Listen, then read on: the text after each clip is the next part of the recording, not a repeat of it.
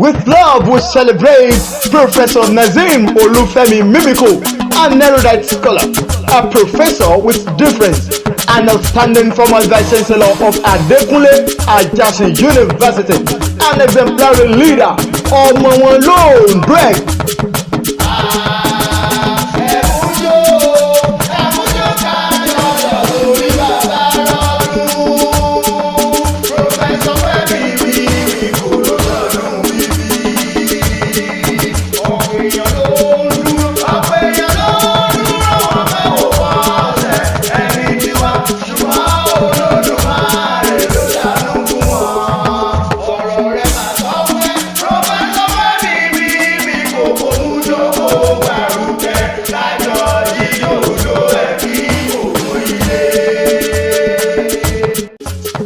Professor Fẹ́mi Mimiko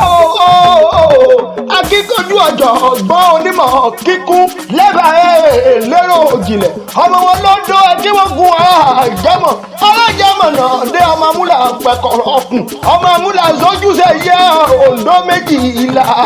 méjì ẹkú ọdún ẹkú yèédún ẹkú àṣeyẹ ọdún tuntun tẹ́ mú yìí ẹ̀ ò ní kúkú ìyàdànù akáyìmọ̀ tẹ́ tí mú mọ̀ yìí ò ní padà sófo orísun ọgbọ́n ò ní gbẹ níbi etí gbà yìí dé ò ní padà tẹ́ḿbẹ̀ ààrẹ ọ̀rọ̀ ló pé kẹ́sọdún tí mọ̀ nínú ilé.